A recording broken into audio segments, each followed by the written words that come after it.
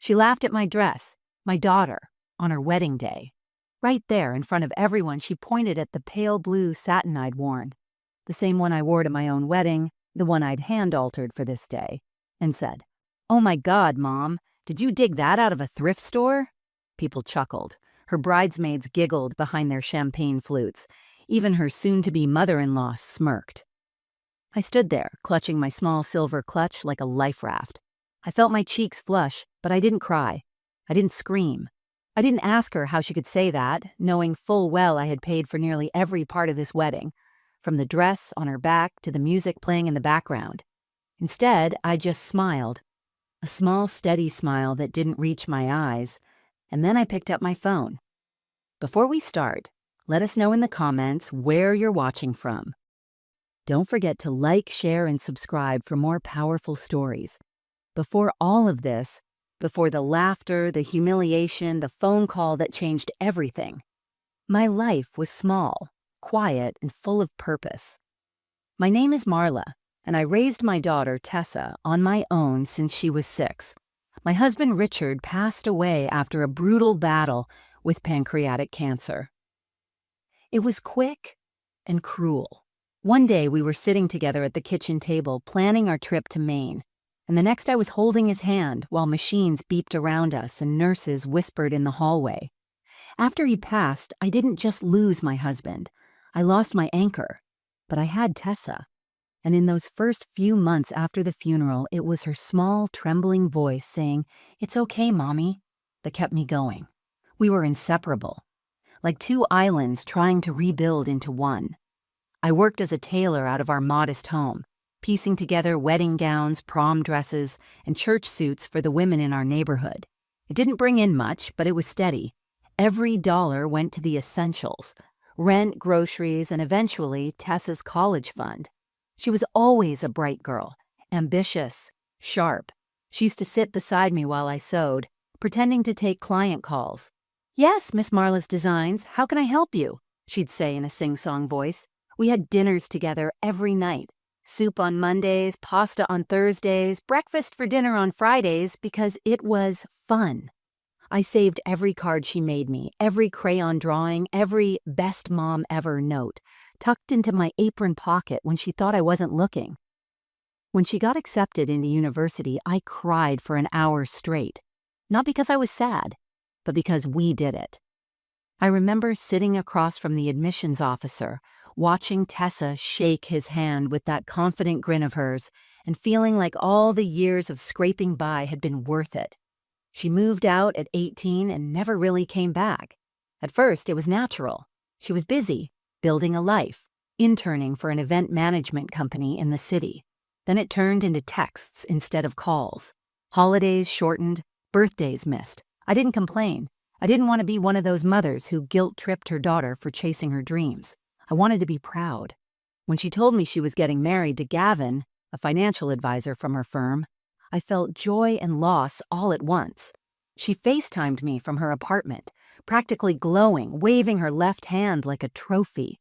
"He proposed at the top of the Ferris wheel," she said, her eyes shining. "Can you believe it?" I nodded, smiling through the screen. "Of course I can. He'd be a fool not to." The next day, she called back and said something I'll never forget. "Mom, I want you to be part of everything." And I believed her. I was there when she picked out the venue, a beautiful vineyard on the outskirts of town, with hanging lanterns and whitewashed barn walls. I wrote the deposit check. I was there when she tried on her first dress, when her eyes welled up and she turned to me and said, "It's perfect." I offered to pay. "It's your day," I told her. "No compromises." Every step of the way, I gave more than I had: time, money, emotion. Not because I expected thanks, but because I wanted her to feel everything I never got to feel when I was her age. I wanted her to be celebrated, cherished, surrounded by beauty. I even started sewing a new dress for myself. Not because I couldn't buy one, but because I wanted to wear something with meaning, something handmade, like love stitched into every seam. I used the same pattern from my wedding dress, adjusted for time and age, and added a soft blue satin that reminded me of spring skies and Sunday mornings. Tessa said nothing when I showed her, just gave a quick glance and said, "Nice." I brushed it off. She was stressed after all. Brides always are. I didn't want to be the problem. I didn't want to be a burden. Looking back, maybe that was my mistake. I mistook silence for respect, distance for maturity. I thought I was doing what mothers are supposed to do, give everything and expect nothing. But now I wonder, did she ever really see me? Because the woman she mocked at her wedding wasn't just wearing an old dress. She was wearing 30 years of love, sacrifice, and silence. And that woman had finally had enough. It was a Thursday in March when I noticed it, a faint flicker, a shift in the way she spoke to me. Tessa had invited me into the city for a wedding dress fitting. She wanted to try on one last gown before making the final decision. "You'll love this one," she'd said over the phone. "It's got that vintage vibe you always go on about." I took the early train, packed a small lunch in my bag, and wore a cardigan she'd gifted me for my birthday the year before. When I arrived, the boutique was gleaming and minimalist, the kind of place where everything smelled like eucalyptus and money. A young woman with a clipboard greeted me. "Are you the financial contact for Miss Tessa?" I blinked. "I'm her mother." The girl smiled unbothered. "Of course. Right this way." Tessa emerged from behind a velvet curtain in a sleek modern gown. Nothing vintage about it. It hugged her figure and sparkled under the overhead lights. She looked stunning. "Wow," I said softly, genuinely. "That's breathtaking, honey." She turned toward the mirror, admiring herself from every angle. Then, without looking at me, she said to the stylist, "Don't worry, she's not wearing that dress she showed me. We'll get her something more appropriate." I felt my chest tighten. "What do you mean?" She waved her hand dismissively. "Oh, that blue thing? Mom, it's a wedding, not a costume party." I laughed, though it didn't come out quite right. "It's just a dress. I was going to alter it more." The stylist, clearly unsure of how to respond, cleared her throat and changed the subject. But the moment lingered. I sat on the plush bench by the mirror, watching my daughter twirl. She looked so grown, so composed, but something in her eyes had gone hard. On the train ride home, I kept thinking about it.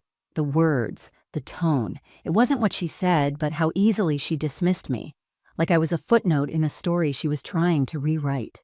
Still, I told myself not to overreact. Every bride gets a little sharp under pressure. Maybe she hadn't meant it that way. Maybe I was being too sensitive. After all, she'd always had strong opinions. She got that from her father. And I'd always been the type to avoid conflict, to keep the peace. But the next week, the red flag turned a deeper shade.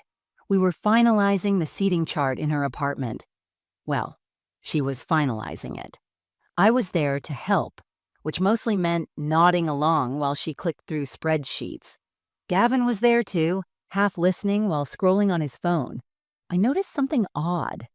My table, the one where I'd be seated, was in the far corner away from the bridal party near the entrance to the kitchen. I pointed to it. "Tess, is this where you want me?" She barely looked up. "It's just logistics. We need to keep the immediate family tables close to the dance floor." I frowned. "But I'm immediate family." She hesitated. "Well, Gavin's parents are hosting a lot of out-of-town guests, and it made sense to arrange it this way." It stung. Not because I needed to be the center of attention, but because I'd assumed I'd be close enough to see her smile, to hear the vows. Not tucked away like an afterthought. Still, I didn't argue. I said, "Of course, whatever you need." She smiled then, in a way that made me feel more like a helpful vendor than a mother. That night, I couldn't sleep. I sat at my sewing machine, running my hands over the fabric of my dress. The blue satin felt different, colder. I didn't touch the needle. I just sat there, letting the silence answer the questions I didn't want to ask. Something had shifted. I could feel it. And even though I tried to pretend otherwise, I knew, deep down, this wedding wasn't about celebrating us. It was about showcasing her. I was no longer part of the picture she wanted to paint, just the woman holding the frame. The little moments began to chip away at me. Not all at once. It wasn't some grand betrayal, not yet. It was subtle, almost polite. That's what made it so hard to name. I noticed I'd stopped being Mom and had become Marla, Not in affection, but in the tone people use when they're filing paperwork or referencing someone they've outgrown. Tessa would say it when she was confirming payments with vendors. Marla's handling that.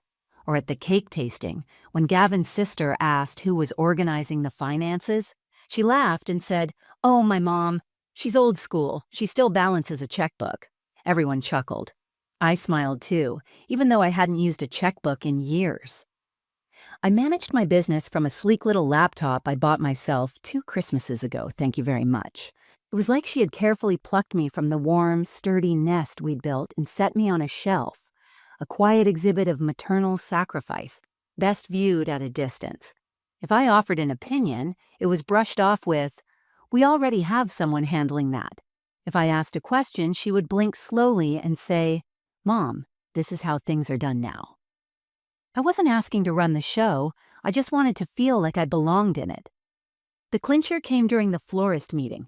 We were sitting in a sunlit showroom surrounded by sample arrangements. Tessa was explaining her vision: neutral tones, lots of eucalyptus, no bright old-fashioned colors. The florist, a kind woman named Raina, turned to me and asked, "Will you be carrying a corsage or bouquet?"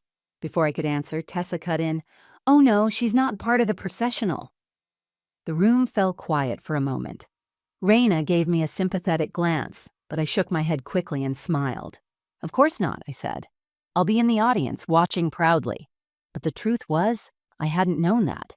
I'd assumed, maybe foolishly, that I'd walk in with someone, be part of that moment, even if just quietly. I wasn't expecting center stage, I just thought there would be a role for me.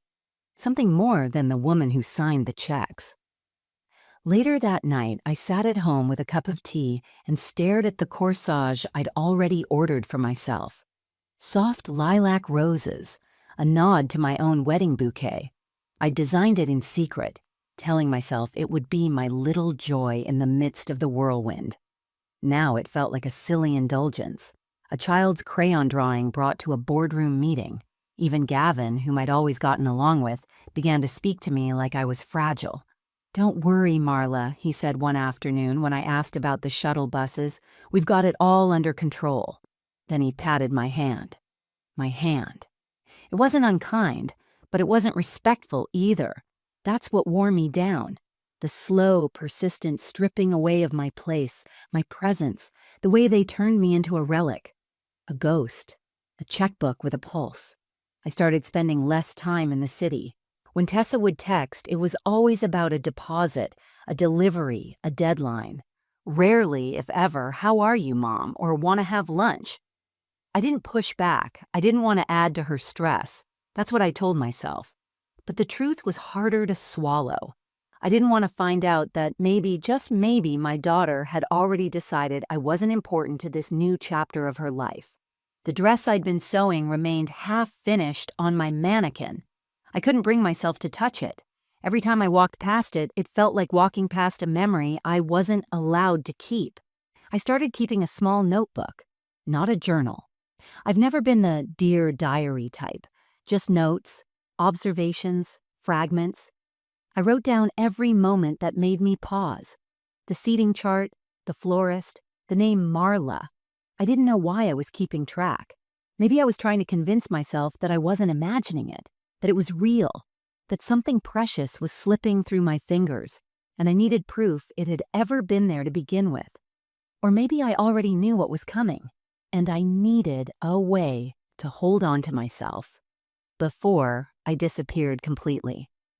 The rehearsal dinner was held at a charming Italian restaurant tucked into the edge of the city, the kind of place with soft lighting, white linen tablecloths, and waiters who remembered your name by the end of the night. It should have been a celebration, a warm, laughter-filled evening to cap off all the stress and planning.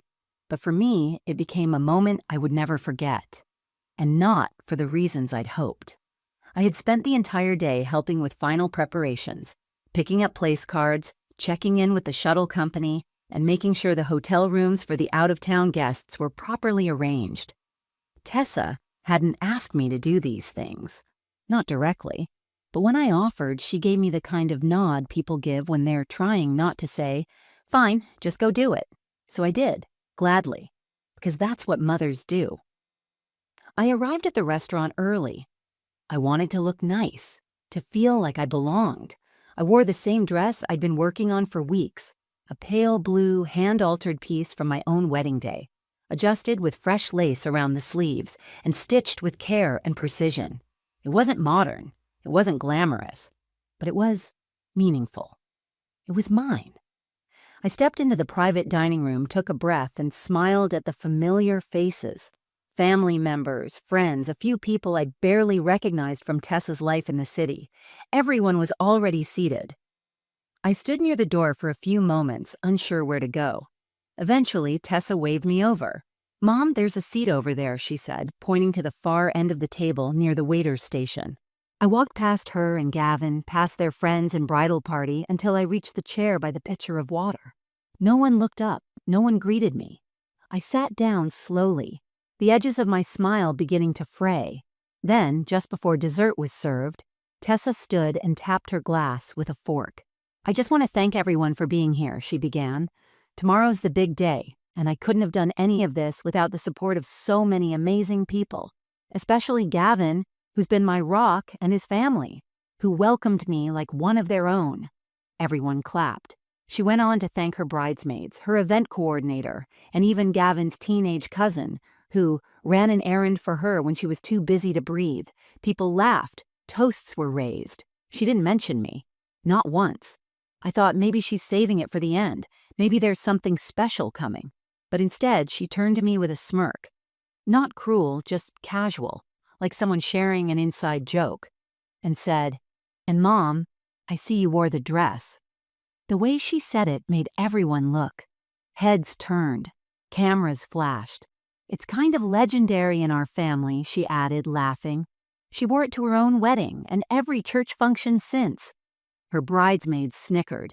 Gavin chuckled, shaking his head like he was enduring a charming embarrassment. I froze. The room, warm just a minute ago, felt suddenly sharp with quiet amusement. I glanced down at my dress, the one I'd sewn, the one I'd poured so many memories into, and felt my body turn cold. She wasn't complimenting me. She was putting me on display, making me the punchline. I forced a laugh, a small one, the kind you give when the joke is about you and you don't want to ruin the mood. The waiter brought dessert and the conversation moved on. Just like that. But I didn't move on. I sat there, staring at the tiny tiramisu in front of me untouched. The lace at my sleeves itched suddenly, like it no longer belonged to me. The dress felt heavier than it had all night. I stayed until the end of the dinner. I smiled in the group photos. I hugged Gavin's grandmother and said she looked beautiful. I complimented the flowers. I even thanked the staff before leaving. Then, once I was outside, I sat alone in my car in the restaurant parking lot for 20 minutes. I didn't cry. I didn't speak. I just sat in the dark, the fabric of my dress bunched beneath the seatbelt, wondering when exactly my daughter had stopped seeing me as someone to honor and started seeing me as someone to manage, or worse, to mock. That was the moment something inside me began to break, and quietly, without drama or announcement, I started to change. The morning of the wedding, I woke early. I had barely slept, my body tense with thoughts that refused to quiet. The dress hung on the back of the closet door, that same pale blue piece now carrying a weight it hadn't held before.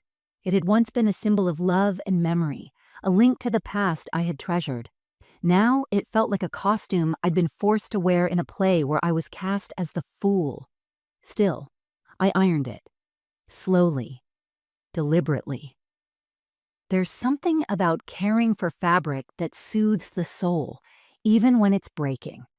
As the steam rose from the iron, I kept telling myself, today is about her. Don't ruin it. Don't make it about you. When I arrived at the venue, no one greeted me. Guests milled about. The photographer was snapping pictures of the bridal party on the lawn. Tessa stood at the center, radiant and composed, surrounded by soft ivory dresses and matching smiles. Her back was to me. She didn't turn around. I stood there for a few seconds before one of the planners, a young woman named Brooke, spotted me. "Oh, you're here," she said. "The mother of the bride, right?" I nodded. Let me take you to your seat. The ceremony starts soon. Not the bridal suite, not a moment with my daughter. Just my seat, like any other guest. I followed her through the side entrance, down a hallway filled with scattered flower boxes and cables, and into the main hall. The seats were arranged in perfect rows. Mine was 3 from the back, right next to a drafty window and far from the altar. I sat down quietly, adjusting my purse in my lap, and waited. I told myself it was fine, that it wasn't personal, that the venue probably made the arrangements, that Tessa had too much going on to notice something so small. But in my heart, I knew none of that was true. The ceremony began. The music swelled. People rose to their feet. I stayed seated a beat longer than everyone else, watching as my daughter walked down the aisle on Gavin's father's arm. Not mine. There it was. The final confirmation. I wasn't part of her story anymore. When the vows were exchanged and applause filled the room, I clapped too, gently, mechanically. And when the officiant declared them husband and wife, I smiled. But inside, something had gone still. After the ceremony, guests filtered out into the courtyard for champagne and canapés. I stood to the side, watching from a distance as Tessa and Gavin posed for photos. Someone passed a glass of bubbly into my hand, and I pretended to sip it. I didn't feel like celebrating. I felt like vanishing. The final straw came when I overheard a group of Tessa's friends talking near the hors d'oeuvres table. I heard her mom canceled the dress fittings twice. Maybe she's embarrassed. No, she just has that weird homemade one, right?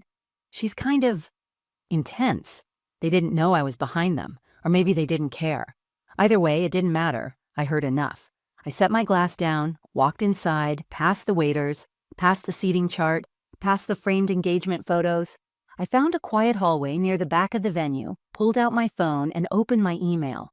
I stared at the screen, hesitating only for a second, then opened the catering invoice. The balance hadn't yet been finalized. I called the company. Hi, this is Marla Jennings. I need to cancel today's final delivery. Yes, I understand the contract. No, there's no backup vendor. That's fine. Please confirm via email. The woman on the other end hesitated. Are you sure, ma'am? I'm sure. It wasn't vengeance. It wasn't pettiness. It was the realization that I had allowed myself to fund an entire celebration where I had been reduced to nothing more than a wallet.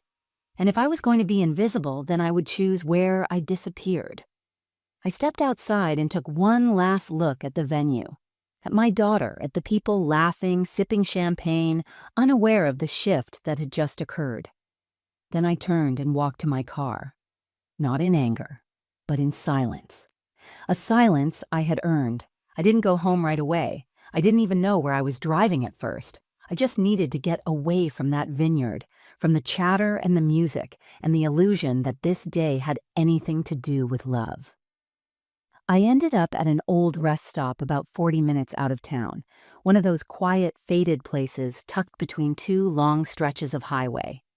There was a single vending machine humming beside the building, and a row of crooked picnic benches out back, half covered in dappled afternoon sunlight. I parked beneath the shade of a leaning oak tree and sat in the car with the engine off, the windows down. The silence was deafening.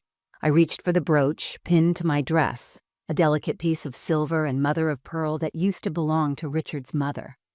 He had given it to me on our wedding day, fastened it to my dress with a clumsy kind of tenderness I'd never forgotten. It was the only part of him I brought to Tessa's wedding. I unpinned it now, slowly, carefully, just stared at it, resting in my palm. I wish you'd been there today, I whispered to the empty car.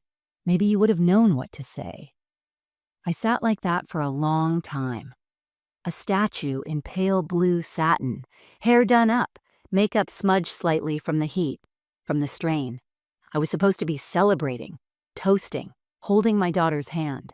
Instead, I was a woman in a parking lot, too embarrassed to cry, too hollow to scream. The weight of the last few months came crashing down all at once. Not in a tidal wave, but like a slow flood rising up around my ankles. I thought of the seating chart, the dress comments, the way my name had been left off every thank you, the way I had funded nearly every inch of that wedding, only to be positioned like an afterthought. It wasn't the money. It had never been about the money. It was about being erased, being made invisible in a moment that should have honored everything I had given. I reached into my purse for a tissue and instead pulled out an old receipt, one of the many from the caterer marked "paid in full." The numbers stared back at me like accusations. $8,492.73. I had been willing to give all that and more, not because I had to, but because I wanted my daughter to feel loved, to be surrounded by joy. And she had taken that gift, not just the money, but my presence, my effort, and twisted it into something cheap.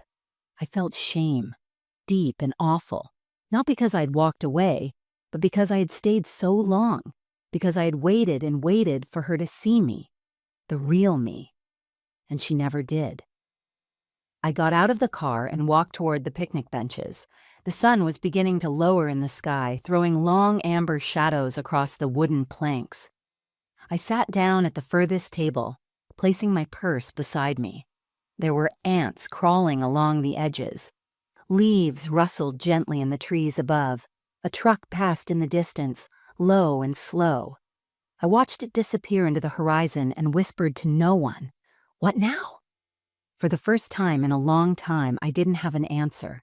I had spent nearly 3 decades giving, stitching together a life from scraps and love, holding things together with patience and prayer. And now, at the end of it, I was alone. No husband, no daughter. Just a memory of both. One buried in the ground, the other buried beneath years of quiet resentment and polished wedding decor. I stayed there until the shadows stretched long enough to blur the lines between day and night. Then I rose, dusted the crumbs off my skirt, and walked back to the car. Not because I had a plan, not yet, but because even at my lowest, even at rock bottom, I still knew how to stand. When I got home that evening, the house was dim, not dark. I hadn't forgotten to leave the porch light on, but dim in a way that felt heavier than usual. The silence wasn't peaceful. It was cavernous, like something had been carved out of me and left unfilled. I slipped off my shoes by the door and walked through the hallway slowly, passing all the markers of the life I had lived here. The framed photos, the antique mirror Richard's parents had gifted us, the coat rack that leaned slightly from years of use. I didn't go to bed right away. I couldn't. My body felt too wired with sadness to rest, and my heart too full of questions to find peace. Instead, I walked into my sewing room. It was the one room in the house that never changed. Same thread jars lined up by color. Same fabric bolts tucked into the corner shelf. Same vintage Singer machine resting under its plastic dust cover. It smelled like linen and time. I pulled off the cover, ran my fingers along the metal plate, and sat down in the creaky chair that had molded to the shape of my body over the years. I didn't cry. I just sat still, listening, breathing. Then, without really knowing why, I opened the bottom drawer of my old work desk, the drawer I hadn't touched in months, maybe even a year. Inside was a worn shoebox, gray, unmarked, no label, just a faint ring where something had once spilled on the lid. I pulled it out and placed it gently on the sewing table. It took me a moment to lift the lid, as if doing so might release all the air that had been stuck inside me since the wedding. Inside, neatly stacked, were years of little things I'd saved and forgotten. A clay handprint Tessa made in kindergarten, a crumpled napkin with her first attempt at cursive writing, a dried flower from the bouquet she gave me after her first recital. Photos, too, not of events, but of moments. Tessa sitting cross-legged in the grass, her arms around a puppy. Tessa holding a snow globe and laughing so hard her eyes were squeezed shut. A candid photo Richard had taken of us baking cookies in the kitchen, both of us covered in flour and smiling like the world was perfect. At the bottom of the box was a letter, folded carefully. My name, Mom, written across the front in purple glitter pen. I recognized her handwriting immediately. She must have been around 10 when she wrote it, maybe younger. I opened it slowly. Dear Mom, I love you more than the moon and the stars and the whole entire sky. When I grow up, I want to be like you because you make everything okay. You always smile even when you're tired, and you always make my pancakes into hearts. You give the best hugs and the best advice. I hope I never forget how much I love you. Love, Tessa. Peace. When I get married, you have to wear your pretty blue dress. You look like a queen in it. I read the letter 3 times. Not because I didn't understand it, but because I needed to absorb every word like sunlight on a cold day. I pressed it to my chest and exhaled for the first time in what felt like weeks. She had loved me once. Not just out of obligation, not because I provided or cooked or cleaned or stitched dresses, but because I was her safe place. Because for a time I had been her world. And somewhere along the way, that love had gotten buried beneath expectation and independence and adulthood's harsh edges. But the letter hadn't changed. The words were still here. The memories still lived in these objects. I hadn't imagined the bond we shared. It had been real, tangible, beautiful, and maybe, just maybe, the woman I had been then. The mother who made heart-shaped pancakes and laughed with her daughter in the kitchen was still here too. I sat there for a long time, the letter in my lap, the pale blue fabric of my dress glowing softly in the lamplight beside me. I didn't feel whole yet, but I felt seen. Not by Tessa, not by anyone else, by myself. And that was the beginning of something new. The next morning, I woke up before the sun. For the first time in weeks, my chest didn't feel like it was caving in. My eyes were swollen from sleep, not tears. I stood at the window and watched as the light began to spill across the rooftops. It was a quiet kind of beauty. No violins, no grand revelations, just the soft return of breath and thought and self. I made myself coffee and sat at the kitchen table, my hands wrapped around the warm mug like it was an anchor. Across the room, the shoebox still sat on the sewing table where I'd left it the night before. I didn't need to open it again. I could still feel the weight of that letter in my chest, as if those glitter-penned words had taken root in my ribs. Tessa hadn't always been cruel. She had once adored me, leaned on me, trusted me with every joy and fear. I hadn't imagined that. Life had just changed her. The world had changed her. Maybe I had too. And maybe, just maybe, I had changed myself. In trying to be everything for her, provider, protector, peacemaker, I had slowly whittled myself down to a shadow. I had allowed silence to take the place of boundaries. I had mistaken sacrifice for love and invisibility for grace. But I wasn't invisible. Not anymore. That quiet moment, coffee in hand, sun slipping into the room, that was my awakening. Not a dramatic revenge fantasy, not a triumphant outburst, just clarity. It was time to stop waiting for someone else to see me. I saw myself now. After breakfast, I went back to my sewing room and stood in front of the dress. The pale blue satin looked different in the daylight, less ceremonial, more human, a garment not of shame but of survival. I ran my hand along the hemline, then reached for my pincushion. I wasn't sure why yet. I just knew I wanted to finish it. Not for the wedding, not for Tessa, for me. As I worked, needle moving in and out of the fabric with the same rhythm I'd known for years, I felt something I hadn't felt in a long time. Calm. Power. Not loud or flashy, the quiet kind that comes from doing what you love without asking for permission. I finished the hem, added a small lace detail at the neckline, pressed it gently with steam and care. Then I hung it on the wall like a painting. It looked beautiful, not because it was flawless, but because it was mine. Later that afternoon, I went into town. I picked up groceries. I bought a bouquet of sunflowers, my favorite, not Tessa's. I even stopped at the coffee shop near the train station and ordered a croissant and cappuccino and sat there, alone, watching people rush past. It occurred to me, somewhere between sips, that I hadn't done this in years. Sat in public without purpose, just existing, just being. A young woman came in, flustered and late, juggling her bag and phone. She smiled at me as she passed and said, "Love your blouse." I hadn't even realized what I was wearing. just something I'd sewn for myself last spring, yellow with tiny bluebirds stitched into the cuffs. "Thank you," I said and smiled back, and I meant it. I wasn't healed, not completely. The hurt from Tessa's words, her choices, they still lingered. But for the first time, that pain didn't define my day. It didn't dictate who I was. I was beginning to reclaim my story, not as a martyr, not as a victim, as a woman who had given much, lost much, and now, finally, was giving something to herself. When I got home, I sat on the porch with a glass of iced tea and watched the wind rustle through the trees. It wasn't much, but it was mine. That was the day I stopped waiting for someone else to make things right. That was the day I began to feel whole again. Not because anyone else told me I mattered, but because I did. The days that followed were quiet, but not empty. Something had shifted in me. A thread pulled loose that unraveled everything I thought I knew about motherhood, sacrifice, and self-worth. I didn't storm into Tessa's life demanding apologies or explanations. I didn't post cryptic messages or tell family members what she'd done. I didn't burn the dress or delete the photos. I simply began preparing.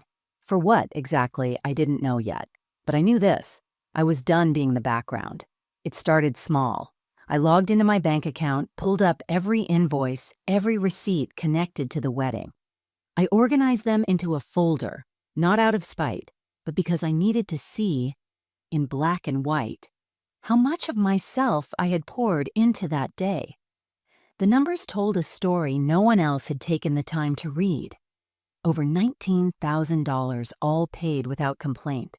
Every flower, fork, and rented chair funded by a woman who was made to feel like an afterthought. But this wasn't about the money anymore. It was about the principle. It was about drawing a line, not with shouting, but with action. I called the catering company again, this time to confirm the cancellation had gone through. The woman on the phone sounded surprised, but respectful. "Do you need a statement for your records?" she asked. "No," I said after a pause. "I just needed to know I followed through." That same afternoon, I made another call to the local hospital where Richard had spent his final days. I spoke with the donation coordinator and asked about contributing to their hospice care fund. "I'd like to make a donation in memory of my husband," I told her. "And I'd like it to cover the cost of meals for the families in the ward for the next 6 months. There was a silence on the line before the woman responded. "That's incredibly generous, Miss Jennings." I felt a lump in my throat but kept my voice steady. "It's long overdue." I wrote the check that night, signing it with a sense of clarity I hadn't felt in years. That money was never meant to buy affection or proximity. It was meant to nourish, to support. If it couldn't do that in a wedding hall, maybe it could do it in a place where love still held its meaning. Next came the house. I'd lived in the same 2-bedroom cottage for nearly 30 years. Every creak of the floorboards, every scratch on the molding told a story. But for the first time, I realized I didn't have to stay. Not because I didn't love it, but because maybe it was time to build something that belonged to me now, not to the past. I scheduled an appraisal, contacted a real estate agent I trusted. I wasn't in a rush. I wasn't even sure if I'd sell, but I wanted to know my options. Just knowing I had choices felt like power. I also started sewing again. Not for clients, not for Tessa, for myself. I made simple pieces, a linen blouse, a tea-length skirt, a new pillowcase for the chair I always read in. I stitched with no deadline, no expectation, only the soft rhythm of fabric and thread moving through my hands, grounding me. One afternoon, I found myself in a bookstore downtown. I hadn't browsed for pleasure in years. I picked up a memoir by a woman who had rebuilt her life after losing everything in a divorce. I read the first chapter standing by the window, then bought it without hesitation. As I walked home, book tucked under my arm, a man around my age smiled at me and said, "Beautiful day." And I smiled back, not because I was hoping for anything, but because it was. And I could finally feel it. I never told Tessa what I was doing. I didn't reach out, didn't hint at the change. She was busy with her honeymoon, no doubt posing on balconies and sipping cocktails in the Maldives. That was her world now. But mine, for the first time in decades, was mine alone. And in that silence, I wasn't waiting. I was becoming. It was a week after the wedding when the first message came, a short clipped text from Tessa. The caterer says we didn't confirm. What happened? I stared at the screen for a long moment, the blue message bubble hovering like a cloud that wasn't sure whether to rain or disappear. I didn't answer right away. I didn't feel the usual spike of panic or the urge to explain myself. I just placed the phone down and returned to the hem I was hand-stitching on a navy cotton wrap dress, the first piece I'd made entirely for myself in years. A few hours later, another text. Guests were upset. We looked stupid. This time I did respond. I wasn't going to pay to be humiliated. There was no follow-up, not immediately. Just silence. The same silence she'd gifted me in the weeks leading up to her wedding. Only now it hung on her end, not mine. That's when I felt it. Not triumph, not vindication, but balance. The scales, uneven for so long, were starting to level. Tessa had always been strong-willed, independent. I raised her to be that way. But somewhere along the way, that independence had hardened into entitlement, and I had let it. I had enabled it with every quiet yes, every unspoken boundary.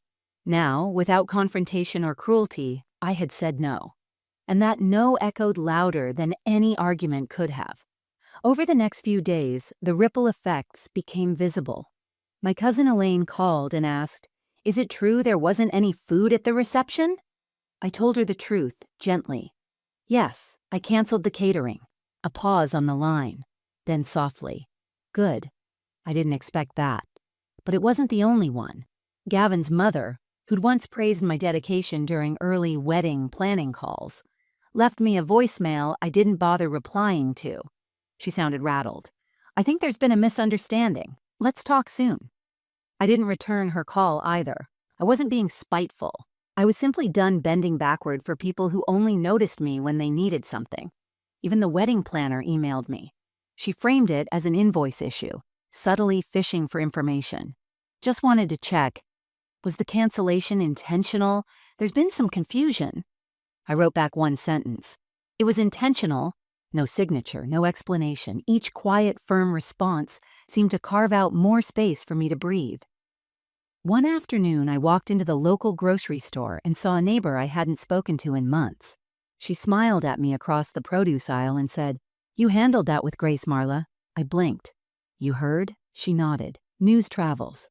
Honestly, I wish I'd had your courage." I didn't know how to respond.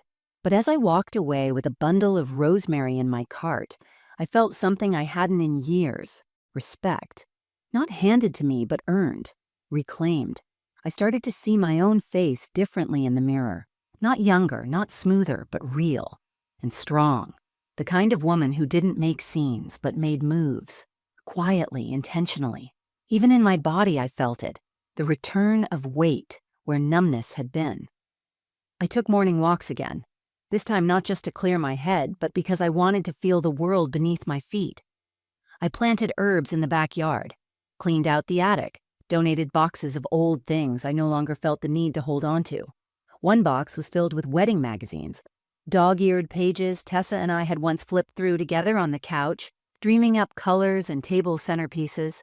I paused before tossing them. Not out of sentimentality, but out of gratitude. For the mother I had been. For the dreams I'd once held. Then I let them go. That week, Tessa posted a picture on social media. A sunny beach captioned, "New Beginnings." No mention of the wedding, no family photos. Just her in a white sundress looking out over the ocean. I stared at it for a moment, then closed the app. I didn't feel bitterness. I felt distance. The kind that protects, not punishes. She had her new beginning, and so did I.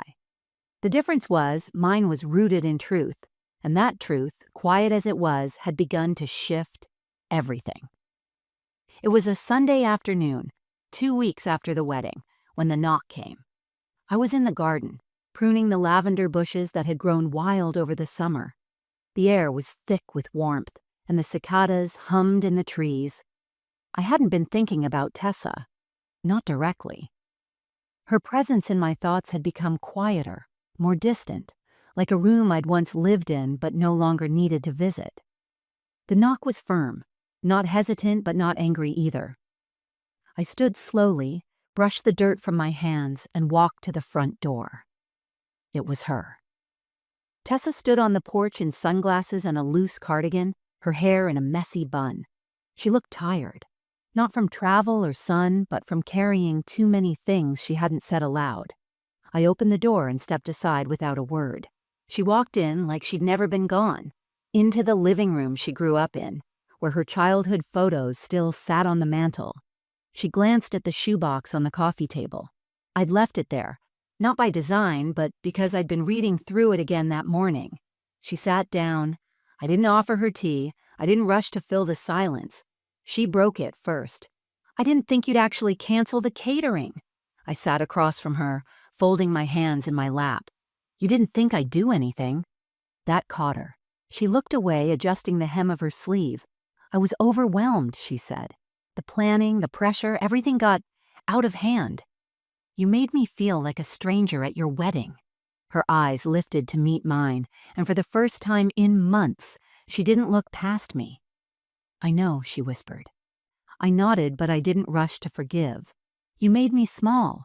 You laughed at my dress, dismissed everything I did, and I stood there, silent until I couldn't anymore. I didn't mean to humiliate you," she began. "But you did," I interrupted gently, "and you didn't stop." The silence stretched between us, long and taut. "I didn't think it mattered," she finally said. "You never said anything. You always just did things. You always showed up." "That was my mistake," I said quietly. "Teaching you that love means losing yourself." Her face changed then, softened, cracked at the edges. The fight drained out of her shoulders. "I found your letter," I added. "The one in the shoebox, from when you were little." She swallowed hard. "You once said I made everything okay, that I looked like a queen in this dress." I gestured to the blue gown now hanging, pressed and perfect, on the back of the sewing room door. "You meant it then?" "I was a kid," she murmured. "You were honest," I corrected. "Somewhere along the way you forgot that version of me, but I didn't, and I won't forget myself again." She looked around the room, her eyes flicking across the old furniture, the worn armchair, the bookshelf we'd built together the summer before her freshman year of college. "I didn't want to lose you," she said. "You didn't lose me," I replied. "You just stopped seeing me." A tear slipped down her cheek. She wiped it away quickly, the way she used to when she was little and didn't want me to worry. "I'm sorry," she said. "Really." I believed her. But that didn't mean everything was fixed, or that it needed to be. "I'm not asking for an apology," I said. "I'm asking for respect." "You have it," she said, eyes steady now. We sat in silence again, but this time it was different. Less strained. More like space being made between two people learning how to face each other again. She didn't stay long, just enough time to share truth, to let the mask fall. When she stood to leave, she paused in the doorway. "I always loved that dress," she said. I don't know why I said what I did." "You were trying to look forward," I said. "But don't erase where you came from." She nodded, then left. I closed the door behind her, leaned against it, and exhaled. It wasn't a dramatic confrontation. There were no slammed doors or raised voices. It was clarity. It was reclaiming space, not by force, but by finally standing in it. A few days after Tessa left, I received an envelope in the mail. No return address, just my name written in block letters and a faint smudge in the top corner. I opened it slowly, expecting perhaps a bill or another wedding vendor tying up loose ends. Instead, I found a letter, handwritten. It wasn't from Tessa. It was from Gavin, the same Gavin who had once patted my hand like I was a senile old woman when I'd asked about the wedding seating.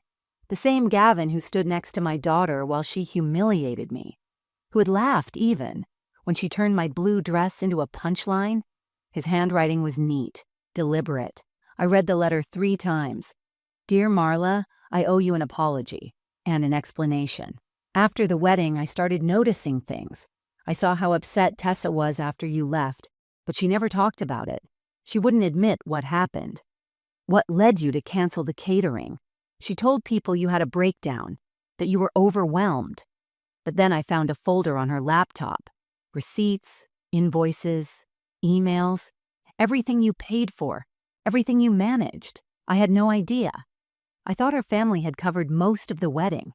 That's what she told me. You funded it, quietly, completely.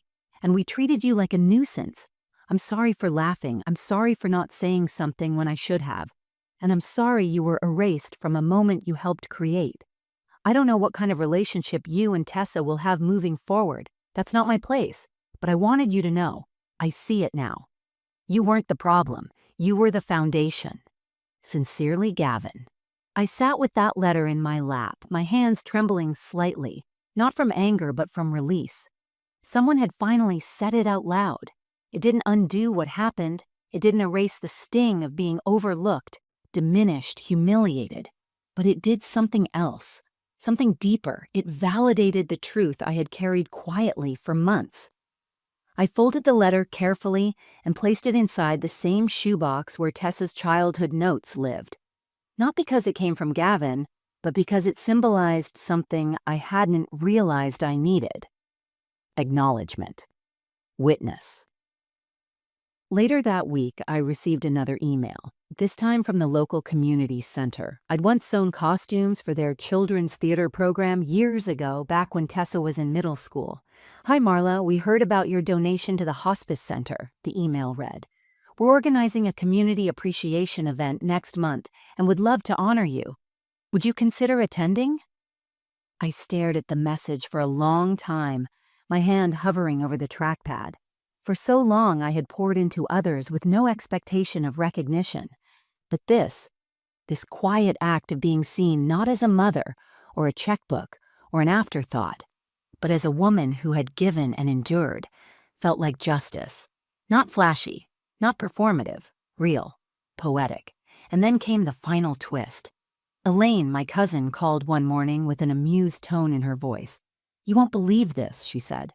Tessa's wedding story made it onto that Behind the Vows blog. What? Someone from the venue staff submitted an anonymous post. They detailed how the wedding almost imploded because the bride's mother canceled catering due to emotional neglect and public shaming. It's gone viral, I blinked. You're kidding. Thousands of comments. Most of them are on your side. People are calling it the blue dress wedding. I couldn't help it. I laughed. Not bitterly, but with a freedom I hadn't felt in months, maybe years. Not because strangers were siding with me, but because somehow my silence had spoken louder than words ever could. I didn't comment, I didn't share it, I didn't need to, but I bookmarked the page, not as a trophy, as a reminder that justice doesn't always come with a gavel or a grand scene. Sometimes it arrives quietly, in a letter, a blog post, a dress once mocked, now remembered, and that was more than enough. It was a rainy Tuesday morning when she came back. I was sitting on the porch, a blanket over my lap, listening to the soft patter of rain against the roof. A mug of chamomile steamed gently in my hands. The air smelled like wet earth in early spring. I had no plans that day, no clients. I had stopped reacting with urgency to things I couldn't control. She didn't knock at first. I heard the engine cut, the soft click of a door closing, then footsteps, slow, hesitant, then a knock, light, almost apologetic. I stood and opened the door. Tessa stood there holding a small white box in her hands. Her hair was pulled back, damp from the rain. Her eyes were tired but clear. She looked different. Not disheveled, not dramatic, just human. She didn't speak right away. She held the box out like an offering. I brought lemon scones, she said, from that bakery you like. You used to stop there after church. I nodded, taking the box from her, more out of instinct than invitation. You remembered. She glanced past me toward the hallway. Can I come in? I paused, then stepped aside. She entered slowly like she was stepping into a museum of her own childhood. Her gaze lingered on the framed photos on the wall, ones she had once smiled for, back when everything felt simpler. She took a seat on the couch without being asked. I set the box on the coffee table and sat across from her. The silence hung between us, not angry, not tense, just full. I've been reading the comments, she finally said, on that blog post, the one about the wedding. I didn't respond. I wasn't going to validate gossip as a pathway to healing. I don't care that it went viral, she added. What matters is, I know what I did. She paused, her voice softened. You didn't deserve any of it. Not the way I treated you, not the way I erased you, and I don't know how to fix it. Still, I said nothing. I was so focused on making the wedding perfect, she continued, on controlling every detail, that I treated the one person who gave everything like she didn't matter. Her voice cracked. I was cruel. I see that now. I took a breath, watching her. There was no performance in her face, no forced tears, just a woman, my daughter, unraveling the truth she'd long avoided. I've been thinking a lot, I said slowly, about what it means to show up. For years, I thought love meant staying silent, bearing things. But that's not love. That's fear. And I'm done living in fear of losing you, Tessa. She looked up. I could see it. The flicker in her eyes. The little girl in her still desperate for her mother's approval even now. I want a relationship with you, she said. Not out of guilt, but because I miss you. I don't need an apology to heal, I said, but I do need honesty, respect, and boundaries. You have them, she said quickly. I'm ready. I nodded, slowly, not because everything was mended, but because something inside me said she meant it. I won't be your doormat anymore, I said. I won't be invisible. I'm not here to be managed or muted. I don't want that, she said. I want us. We sat like that for a while, the sound of rain softening everything. I opened the white box. The scones were warm, wrapped in parchment, dusted with powdered sugar. I passed her one and took another for myself. It wasn't a reunion. It was something quieter, a beginning. She didn't stay long, just long enough to sip her tea, to breathe in the house that raised her, to promise something real. Not with declarations, but with presence. When she stood to leave, she turned at the door. You look good in that dress, she said. I mean it. And this time, I knew she did. After she left, I sat back down, took another bite of scone, and looked out into the rain. I didn't need her to come back, but I was glad she did. And I was even more glad that I hadn't waited for her in order to feel whole again. The garden bloomed a little later that year. I noticed it one morning as I stood barefoot on the porch, my coffee warm between my palms.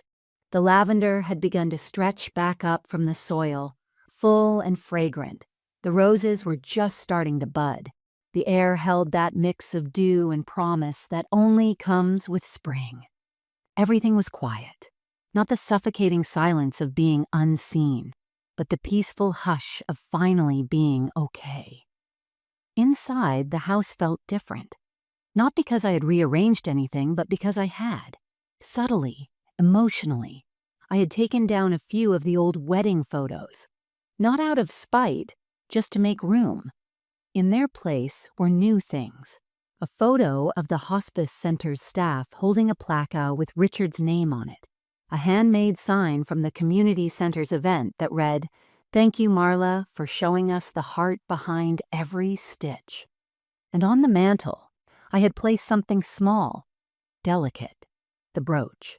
Cleaned, polished, shining just a little brighter now. It didn't carry sorrow anymore. It carried strength, legacy, choice. The blue dress was no longer tucked away in a closet. It hung in the sewing room in a display frame I built with my own hands. The same dress that once stood for humiliation now stood for survival, for boundaries, for rebirth. Every thread in that dress told a story, not of shame, but of becoming. I spent more time in that sewing room these days, not rushing through projects, just creating for the sake of creating.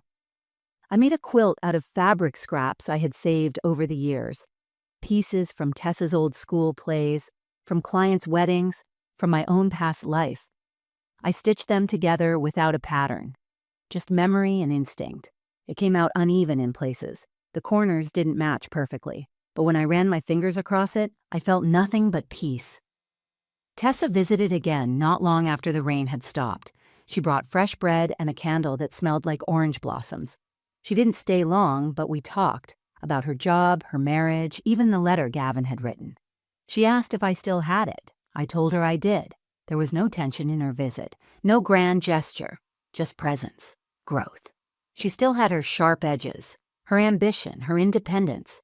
But now there was space for me in her life. Not as a utility, but as a person. We didn't talk about the wedding again. We didn't need to. Forgiveness had taken root in the quiet spaces between our visits, in the way she asked how I was, in the way I listened without bracing for disappointment. I no longer needed her validation. I had found my own. The biggest change, though, was internal.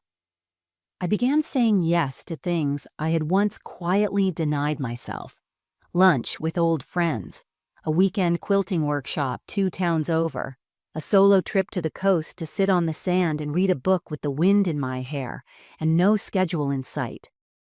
I wasn't trying to prove anything. I wasn't trying to be reborn.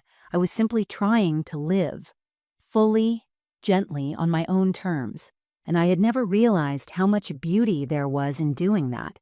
Sometimes I would catch a glimpse of myself in the mirror and pause, not out of vanity, but out of recognition. There I was, Marla, mother, widow, seamstress, survivor, whole, not because everything had healed perfectly, not because life had returned to what it was, but because I had finally stitched together the pieces of who I was, not just the mother of someone, or the wife of someone, or the planner of something, but myself. And that was enough. That was everything. I stepped back onto the porch, the breeze catching the hem of my skirt. The garden danced lightly in the wind, and I smiled, closing my eyes just for a moment. There would always be things I could not control. People I could not change, but I had changed myself, not by losing who I was, but by finally remembering. And in that quiet final moment, I whispered something I hadn't said in years. I'm proud of you. And this time, I meant me.